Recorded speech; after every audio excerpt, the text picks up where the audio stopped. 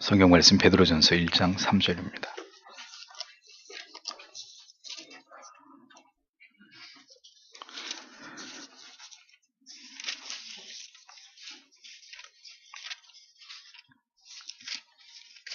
베드로전서 1장 3절 같이 읽겠습니다. 찬송하리로다. 우리 주 예수 그리스도의 아버지 하나님이 그 많으신 긍휼대로 예수 그리스도의 죽은 자 가운데서 부활하심으로 말미암아 우리를 거듭나게 하사 산 소망이 있게 하시며 아멘.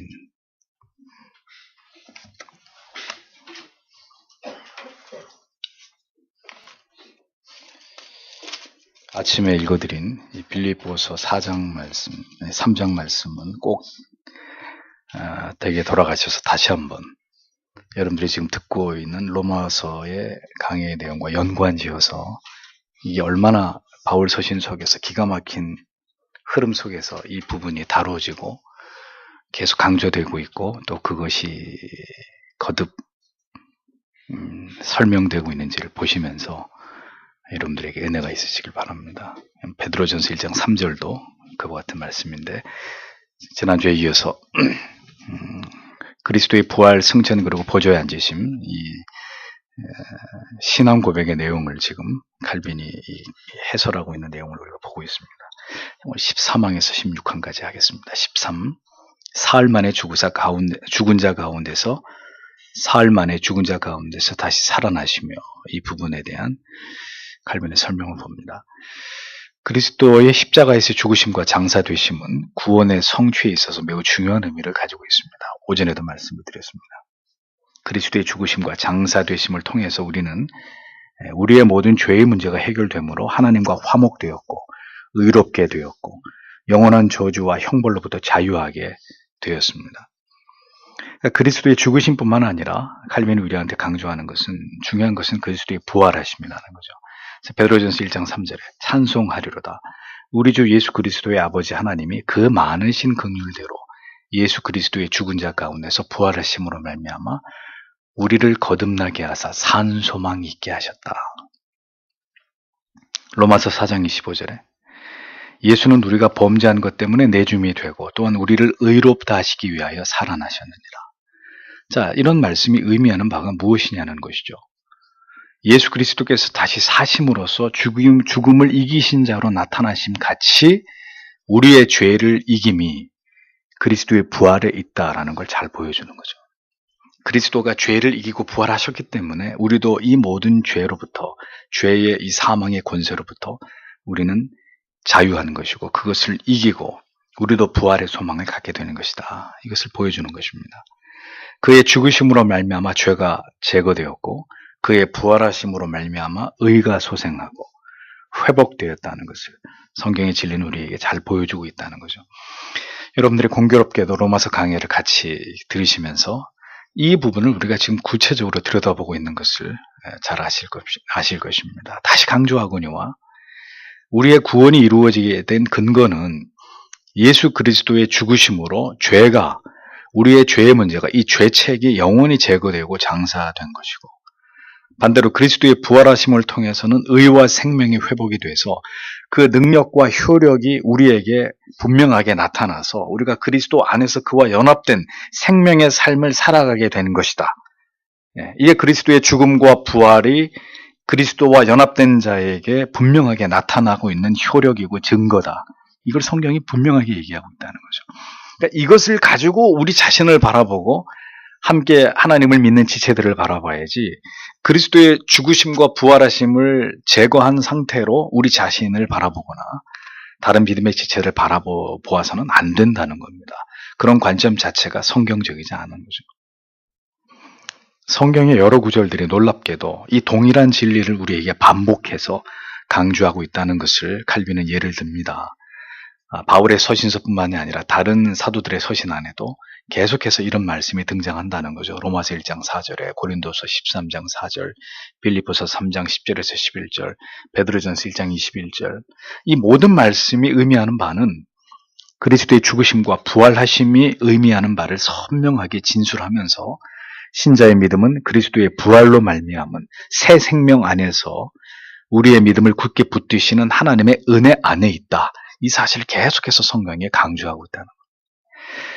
그러니까 그것을 알고 예수를 믿고 믿음의 길을 가는 것과 그걸 전혀 모르고 우리 자신에 대한 지극한 불신 속에서 믿음의 길을 가는 것은 하늘과 땅 차이란 말이죠. 그리스도의 부활하심이 우리로 하여금 새 생명의 삶을 살아갈 근거를 만들어 놓은 것이기에 신자는 흔들리고 좌절하고 낙심하는 것을 넘어서 견고하게 하나님을 바라고 그 도우심과 견인의 은혜에 의지하면서 성도의 삶을 굳게 살아나가야 된다. 이게 성경이 성도에게 말씀하고 있는, 가르치고 있는 바입니다. 그리스도의 죽으심은 우리 안에 있는 모든 정죄에 대한 두려움을 제거하시는 것이고, 그리스도의 부활하심은 우리로 하여금 새 생명 가운데 살아가게 하시기 위함이다. 하나님 앞에서, 하나님에 대해서 살아가는 삶을 살아가기 위함이다. 우리가 분명하게 이것을 깨닫고 이해할 필요가 있는 것입니다. 이에서 이제 신자가 이 세상을 살아가는 동안에 이 땅의 지체들을 우리의 육을 죽여야 함과 나아가서 이 땅의 것이 아닌 영원한 위의 것을 구해야 되는 성도의 삶의 당위가 나오게 되는 것이라는 겁니다. 죄에 대해서 죽고 의에 대해서 살게 되었으니 이제는 이것으로 충분하다, 이제 그만이다가 아니라 이러한 약속의 말씀에 근거해서 성도는 이 땅에서 죄를 죽이고 그리고 신령한 것을 추구하는 삶을 살아가야 되는 거룩한 책임이 우리에게 있다는 것을 잊지 말아야 된다는 겁니다. 우리는 그의 능력으로 의롭게 되었으며 이제 새로운 생명을 가지고 영원한 가치를 향해서 살아가야 되는 그런 존재들이다. 진리를 통해서 우리가 이것을 교훈받게 되는 것입니다. 그래서 그리스도의 부활하심은 곧 우리 자신의 영원한 부활에 대한 보증과 확신의 근거가 되는 것이다. 칼빈이 이렇게 말합니다. 그리스도의 죽으심과 부활하심의 의미를 성도가 깊이 깨닫고 이해하는 것은 이 땅에서 성도가 죄를 이기고 그리고 성화에 진력하는 삶을 살아갈 올바른 동기를 우리에게 보여주고 나아가서 장차 죽음 이후에 영원한 삶에 대한 흔들림이 없는 소망을 가지고 살아가게 되는 근거가 되는 것이다. 라는 겁니다. 오전에도 말씀드린 대로 구원에 대한 감격이 피상적이고 죄를 용서함을 받았어도 여전히 죄의 문제에 눌리고 우리가 괴로움을 당하게 되는 모든 이유는 성경에 대한 무지 때문이다 라는 겁니다. 그리스도의 죽으심과 장사되심, 부활하심이 성도에게 어떤 의미와 성도의 삶에 어떤 효력을 미치게 되는지를 올바로 알지 못할 때 성도는 하나님을 신앙하는 가운데 평안과 위로와 감사보다는 언제나 두려움과 불안과 정죄에서 그리고 하나님을 향한 원망에서 벗어나지 못하는 삶을 살아가게 되는 것입니다. 이 진리가 우리에게 반드시 참된 자유를 허락해 주시기를 소원합니다. 14번째, 하늘에 오르사 이 부분입니다. 자, 부활하신 그리스도께서는 이제 낮고 천한 인생의 상태와 십자가의 수치에서 벗어나서 부활하심으로 다시 하나님의 아들로서의 영광과 권능을 더 찬란하게 드러내주셨습니다. 이것을 조직신학에서 표현하기를 그리스도의 승귀다 이렇게 얘기하잖아요. 승귀, 높아지십니다. 그리스도께서는 우리를 떠나심으로 이 땅에 육체로 계시던 때보다 더 우리에게 유익이 되게 하셨습니다. 그 증거가 에베소서 4장 10절. 모든 하늘 위에 오르신 자니 이는 만물을 충만하게 하려 하심이라. 또 요한복음 16장 7절에 주님께서 승천하시는 것이 우리에게 어떤 유익이 되는지를 말씀하셨어요. 내가 떠나가는 것이 너희에게 유익이라.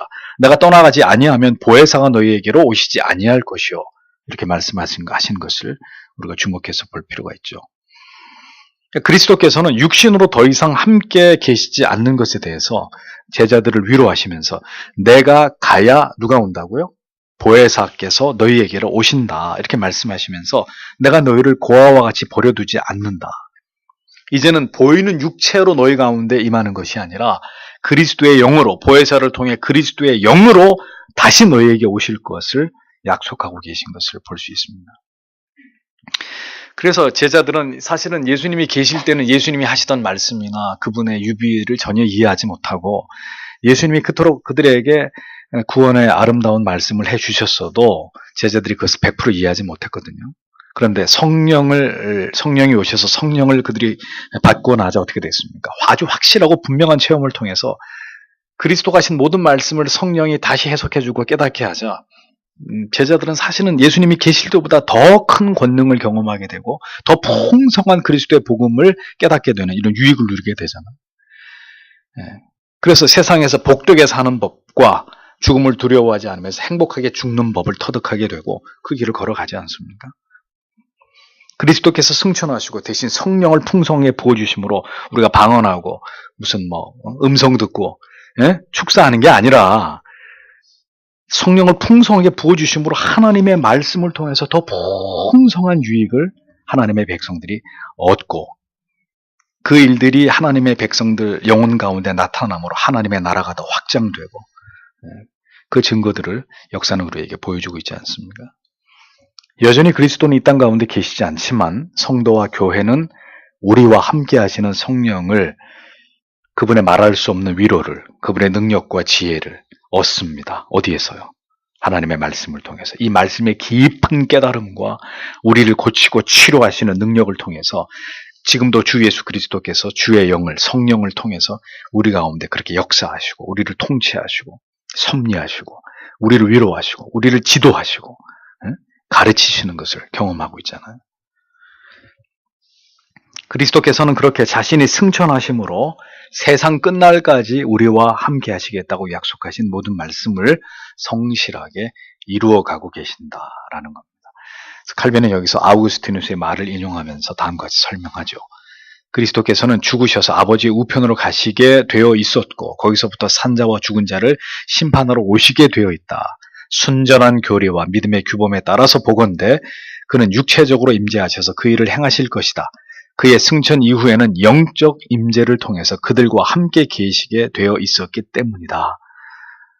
참 하나님의 사람 아구스티누스가 이미 이 부분을 이렇게 명쾌하게 설명하면서 그리스도께서 어떤 방식으로 우리 안에 함께 하시는지에 대해서 설명을 해 놓았다는 사실이 놀랍게 그지없습니다. 그리스도께서는 육체 안에서는 영원히 우리와 함께 하시지 않으셨지만 그리스도의 영이신 성령을 통해서는 지금도 우리와 함께 하시고 우리를 도우시고 지도하시고 우리를 위해서 기도하시고 성도를 견인하시고 성화를 돕고 계십니다. 영원토록 약속하신 대로 우리를 그렇게 버리지 않고 계시는 주님이시다 라는 거죠. 주께서는 오늘도 성령으로 기록된 성경을 읽을 때, 성령의 영감으로 기록된 성령을 읽을 때 가장 우리의 가운데 가까이 오십니다. 여러분들이 하나님의 말씀을 듣고 읽고 묵상하고 그리고 하나님의 말씀을 붙들고 하나님 앞에 기도하는 그 순간에 하나님의 뜻을 이루기 위해 여러분들의 삶의 현장에서 고군분투하는 좁은 길을 걸어가는 그 모든 삶의 현장에서 하나님이 성령이 여러분과 함께 하시고 여러분들을 도우시고 여러분들을 위로하시고 여러분들에게 힘과 지혜와 용기를 지금도 베풀어 주고 계신다는 거죠. 그렇게 승천하신 주께서는 그리스도 대신 이 땅에 오신 보혜사를 통해서 여전히 우리 가운데 임재하고 계신다라는 것입니다. 15번째로 하나님 우편에 앉아 계시다가 하나님께서는 아들을 하나님의 우편 보좌에 앉게 하셨습니다. 하나님의 뜻이 아들에게서 높임을 받고 아들에 의해서 통치되시기를 바라심으로 하나님께서 하나님의 보좌 우편에 그리스도를 하나님의 아들을 앉게 하셨다. 여러분 진짜 오른쪽에 무슨 자리에 앉았다는 말이 아닙니다. 그 권세와 그 영광의 권을 아들에게 주셨다는 그런 뜻입니다. 예수 그리스도께서는 그 통치권을 그래서 지금도 어떻게 엄숙하게 수행하고 계시고 심판날에 재림하실 때까지 계속해서 아버지로부터 위임받은 통치권을 수행하신다는 겁니다. 에베소서 1장 20절에서 21절 사도가 이것을 잘 설명해 주고 있죠. 그리스도께서 하나님의 보좌 우편에 앉아 계신 이유는 만물이 그의 위엄을 우러러 바라보고 그의 손으로 다스림을 받으며 그의 명령에 복종하고 그 권능에 굴복하기 위함이다. 이렇게 설명을 합니다. 이것이 승천하신 그리스도께서 가지고 계신 아버지께로부터 위임받은 권이라는 거죠. 그러니까 여러분 당연히 지금 이 땅은 여전히 하나님의 아들의 권위에 복종하고 순복해야 되죠. 왜냐? 하나님께로부터 그러한 우편 보좌에서 그 모든 권위를 가지고 이 땅을 통치하는 권을 하나님의 아들이 행하고 계시기 때문에 당연히 이 세상은 그 아들의 통치를 받아야 된단 말이죠. 그런데 어떻게 합니까? 세상은 하나님과 그의 아들을 업신여기고 멸시하고 부정하고 있습니다. 그리스도의 통치를 거부하고 인간이 인간 스스로를 통치하려고 하죠. 그래서 유토피아를 꿈꿉니다. 그러하기에 이제 그리스도께서는 그런 세상을 심판하시기 위해서 필연적으로 이 세상에 오시게 되어 있는 거예요. 그러니까 여러분, 예수님이 다시 오시려면 우리가 뭘 봐야 되느냐? 오늘의 현실을 우리가 봐야 되는 거예요. 세상이 왜 이렇게 미쳐 돌아가냐? 그걸 저한테 물어보지 마시고, 그렇게 되지 않으면 그리스도가 오실 이유가 없다는 것을 여러분들이 기억하셔야 되는 겁니다. 결국은 그리스도가 다시 올 때의 세상은 내가 다시 올 때 과연 믿음을 보겠느냐 할 정도의 하나님을 신앙하는 자들이 지극히 소수만 남아있는 그런 세상에 주님은 오시는 겁니다. 그리스도를 향한 모든 신앙의 고백이 사라지고 의인이 거의 다 소멸되어 버린 그런 세상에 주님이 재림하시는 거예요. 그러니까 세상은 지금 우리가 보고 있는 것보다 훨씬 더 미쳐 돌아갈 겁니다. 결국은 어느 순간인가는 자기가 재림 예수라고 자처하는 어마어마한 종교적, 정치적 권력을 가진 적그리스도가 출현하면서 이제 우리가 이제 세상의 끝을 보게 되겠죠. 그러니까 그쪽을 향해서 이 세상의 모든 역사가 성실하게 흘러가고 있는 거예요. 이 세상에 지금 흘러가고 있는 모든 그림이 그리스도가 이 땅에 오실 수밖에 없는, 필연 그분이 재림하실 수밖에 없는 극악으로 치닫고 있는 극악으로. 그러니까 세상이 왜 그렇게 가느냐를 가지고 저는 무척 우울합니다만 우울해하지 마세요. 저는 우울해하지만 우울해하지 마세요. 그렇게 돼야 주님이 오시는 거예요.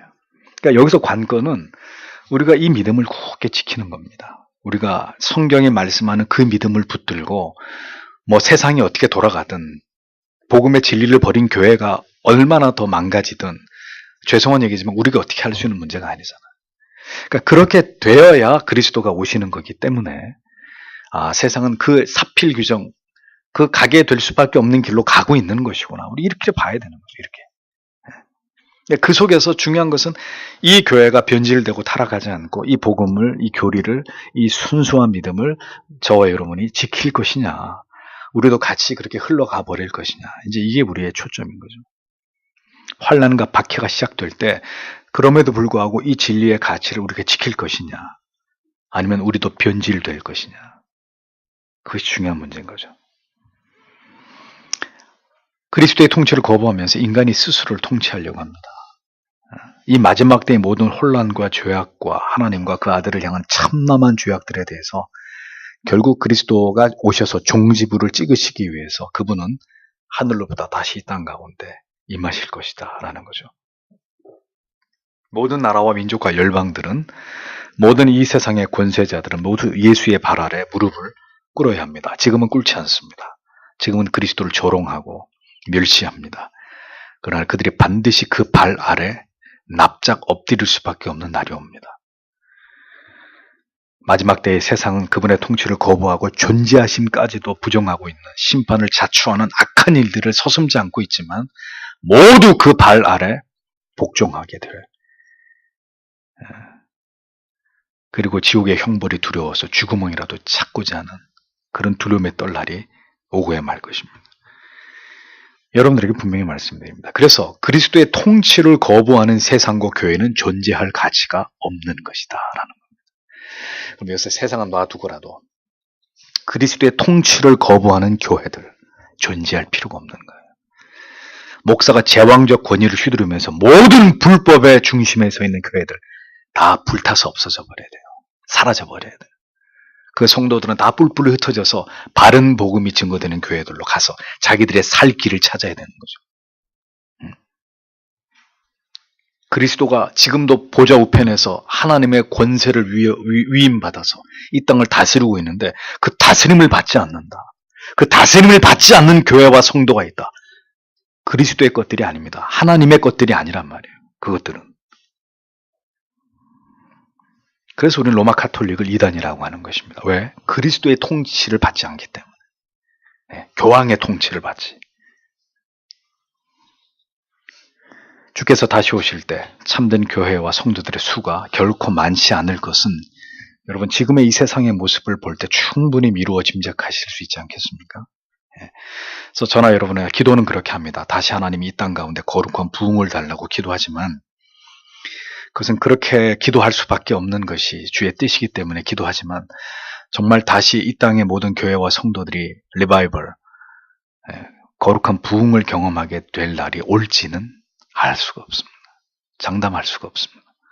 그럼에도 불구하고 하나님이 하신다면 그런 일이 일어날 수 있기 때문에 그런 일은 절대로 오지 않는다라고 못 박을 수는 없지만 이 모든 세상의 흐름과 믿음의 신앙의 흐름을 볼 때는 다시 그런 날이 오겠나 하는 마음이 사라지지 않는 거죠. 16번째, 그리스도의 승천이 우리에게 주는 유익. 그리스도의 승천에서 우리가 얻는 유익은 먼저 아담으로 인해서 막혀버린 하늘길이 주의 승천하심을 통해서 다시 열리게 되었다는 겁니다. 주께서 우리와 같은 육체의 모습으로, 물론 부활체이긴 하지만 보십시오. 예수님이 눈, 코, 입 다 가지고 부활체의 모습으로 승천하셨잖아요. 그렇죠? 무슨 형체도 없이 하늘로 가신 게 아니란 말이에요.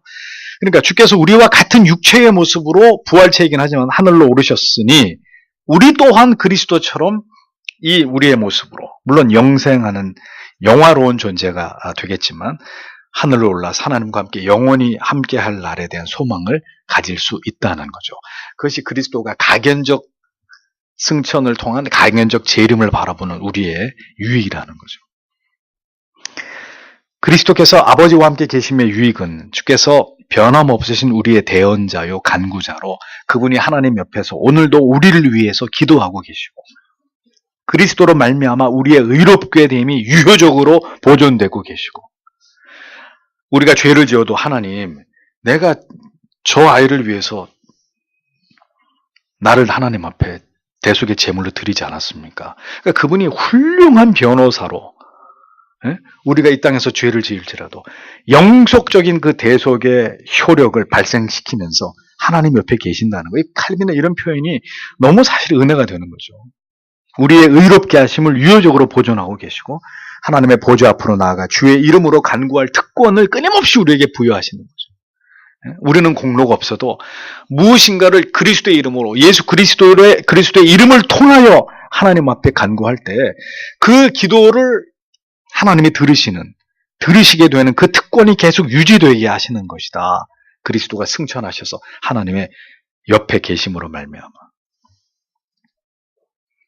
승천하신 주께서는 그의 백성들의 삶을 권능으로 붙들고 계십니다.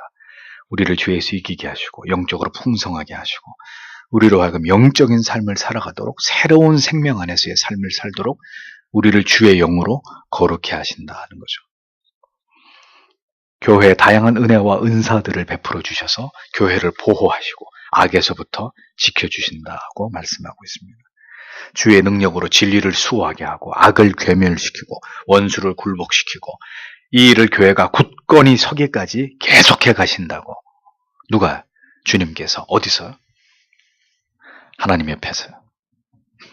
승천하신 주님께서 지금도 성령을 통해서 교회와 성도 안에서 어떤 일을 행하시는지를 우리가 올바로 아는 것은 우리에게 무한한 힘과 위로와 용기가 됩니다. 제가 여러 번 설교하면서 여러분들에게 강조하는 것이 그것입니다. 다 약속되어 있는데, 그래서 쉬운 표현으로 꽃감 빼먹듯이 이렇게 빼먹으면 되는 건데도 이 안에 다 있는데도 이걸 모르니까 하나님의 말씀에 대해서 무지하니까 막 자기 혼자 괴로워하고 고통스러워하고 좌절하고 기쁠 일이 아닌데도 혼자 기뻐하고 정신병자처럼 이렇게 사는 거예요. 신자가 그게 막 죽을 것 같이 힘든 일도 아닌데 막 딱 죽는다 그러고 자기 다 뭐예요? 하나님의 말씀 속에서 하나님이 우리에게 약속해 주신 것들을 모르기 때문에 성삼위 하나님이 뭘 하셨고 뭘 하고 계시고 앞으로 뭘 하실 것인지 모르니까 그 하나님 따로 나 따로 이렇게 사는 거죠. 이게 얼마나 불행한 거예요.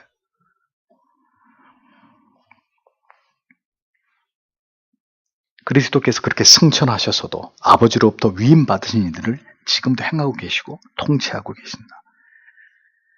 그리고 주의 마지막 사명은 정하신 때에 다시 이 세상에 오셔서 산자와 죽은 자를 심판으로 오시는 것이다. 영원히 살 자와 영원히 고통당할 자를 분리시키기 위해서 그분이 이 땅에 다시 오시는 것이다. 우리가 왜 성령과 더욱 하나가 되고 성령의 뜻에 순복하고 성령의 도우심과 함께 하심과 위로하심과 지혜를 베풀어 주심, 주의 말씀을 깨닫게 하시는 이런 은혜들을 왜 사모해야 되는지 이유가 그렇기 때문에 매우 분명해지는 거죠. 그 모든 것이 그리스도를 가장 가까이 하며 그리스도와 친밀함을 맛볼 수 있는 길이기 때문입니다. 성령 안에서, 하나님의 생명의 말씀 안에서. 그렇게 우리와 함께 하시는 하나님의 아들에 대해서 우리가 얼마나 생생한 기쁨과 위로와 평강을 얻느냐의 문제는 우리가 감당해야 될 모든 고난과 환난과 핍박 속에서도 우리가 얼마나 담대할 수 있을지를 결정짓는 중요한 요소가 될 것입니다. 여러분이 하나님과 얼마나 친밀함을 견고하게 유지했느냐는 앞으로 여러분의 삶에 어떤 고난과 역경과 환난과 시련과 핍박이 오든 그 가운데서도 담대하게 그 모든 것들을 이겨낼 수 있고 능히 그 고통의 날들을 넘어서 그 하나님의 영광에 이르기까지 우리로 하여금 계속해서 그것을 향해 나아가게 만드는 힘의 원천이 된다는 거죠. 오늘도 여러분들의 삶 속에서 그리스도의 통치를 느끼고 계십니까?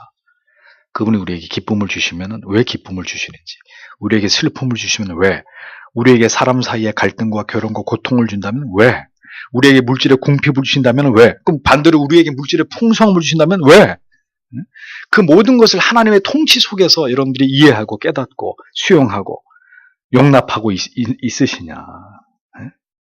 이게 중요한 문제라는 거죠. 아까 말씀드렸잖아요. 음악의 아버지 바하가 잘 규율된 교회 음악, 그것을 통해 하나님께 영광을 돌리고자, 그게 자기가 존재하는 목적이고 자기의 야망이라고 자기의 편지에서 밝힌 것처럼 우리가 존재하는 모든 것이 하나님의 통치, 그 하나님의 통치를 기꺼워하고 그 하나님의 통치하심을 통해 이 땅에서 그가 드러내고자 하시는 영광을 드러내기 위한, 그래서 그것을 지향하는 자의 삶 속에 영원 무궁토록 함께 하시고 그들을 지키고 보호하시고 바른 길로 인도해 가고 계시는 그리스도, 우리는 그것을 믿는 거죠. 그분을 믿는 겁니다. 한 해 동안도 여러분 열심히 사셨지만 어떤 뜻을 세우고 어떤 목적을 위해서 내가 일을 했고 공부를 했고 돈을 벌었고 사람을 만났고, 생각해 보십시오. 우리가 더 사모하면서 뜻을 세워야 될 바가 무엇인지를 깊이 고민해 보십시오. 성도는 그리스도의 통치 아래 있을 때 가장 기쁘고 행복하고 즐거운 자들입니다. 그리스도의 승천하심과 우리와 함께 하시는 성령과 그리스도의 승천하심과 대신해서 우리와 함께 하시는 성령과 더불어서 성도가 더 하나 되고 그 통치하심을 기뻐하는 그런 삶을 살아갈 때, 그런 교회와 성도가 이 땅에 존재할 때 하나님이 기뻐하시는 것입니다. 그러나 그러한 성도와 교회가 빠르게 사라질 때, 그리고 모든 택자들의 수가 하늘나라에 다 차게 되었을 때 지체하지 않으시고, 하나님은 조금도 지체하지 않으시고 아들을 보내셔서 이 세상에 흘러오던 이 장구한 역사에 마침표를 찍으실 것입니다. 그때를 향해서 이 역사는 그 마지막 흐름을 거칠게 지금 달려가고 있는 것이죠. 그 속에 저와 여러분은 존재하고 있는 것입니다. 오늘도 이러한 말씀을 들으면서 늘 말씀드리지만 내 삶의 존재의 의미가 무엇인가, 내게 생명이 있음의 의미가 무엇인가, 오늘도 나의 존재하는 방식이 하나님을 영화롭게 하는 것인가, 오늘도 내 자존심, 내 고집, 나 아직도 이 죽지 않은 나 때문에 나를 괴롭히고 있는, 그리고 남을 괴롭히고 있는 삶인지를 생각해 보십시오. 그리고 하나님의 형상대로 나를 빚어달라고, 오늘도 그렇게 나를 기꺼이 깨트려 주시기를 바라는 기도가 오늘도 우리의 입에서 하나님을 향해서 정직하게 드려져야 될 것입니다. 기도하겠습니다.